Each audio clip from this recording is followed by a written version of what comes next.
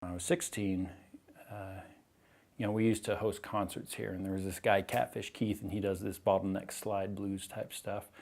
And 30 seconds into that concert, I was just converted. I decided that I needed to learn how to play guitar.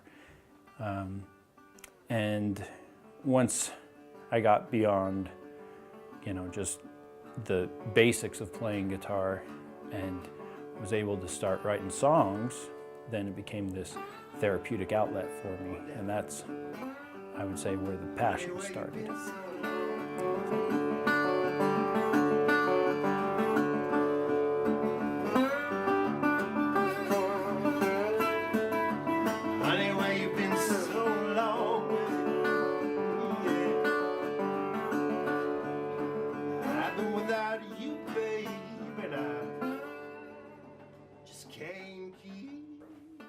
Well, my father, Ken Stika, is actually the one who started the business.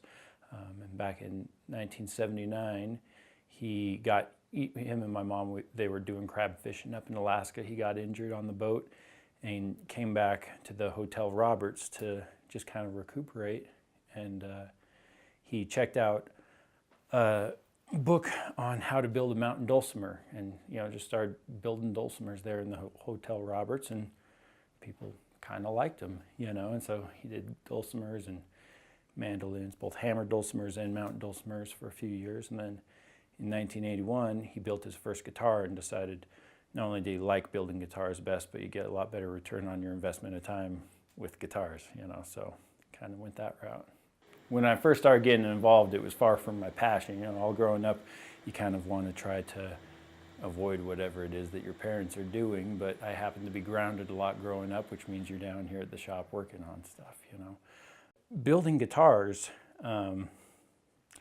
it's kind of meditative work. I mean, there's not many of the processes that are super dynamic or aggressive. You're kind of caressing these things into existence, and you have to just sit and enjoy shaping a neck for a day and a half to get the way you like, and you get plenty of time to just have your thoughts, And so, yeah, I would say it's still a therapeutic outlet, and actually nowadays I get more out of building guitars than I do playing them, but it's different,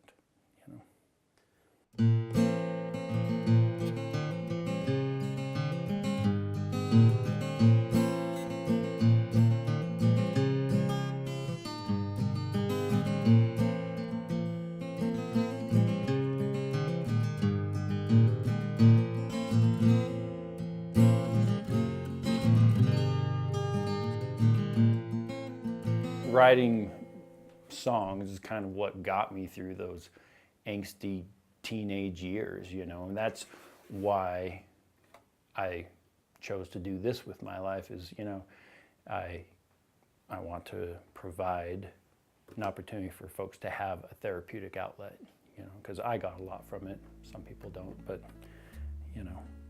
everyone needs something, and yeah, that's why I feel like I can.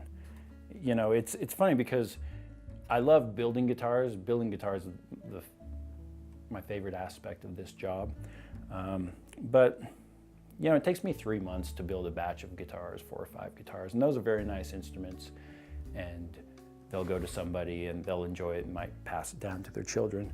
But I think I do the most good in the world just with the repairs, because someone can bring in a guitar that's just completely unplayable. And if I just mess with it for about an hour and a half, then you've got something that it might not sound like these, but it can play as easily as this, and it allows a person to have that therapeutic outlet if they need it,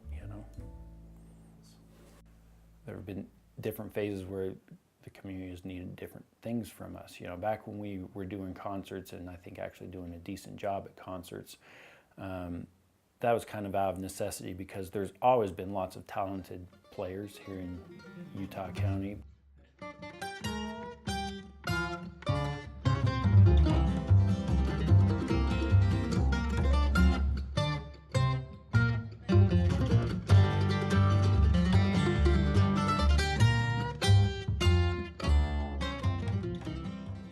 For a while, there just weren't many venues for folks to play at, especially acoustic music, you know.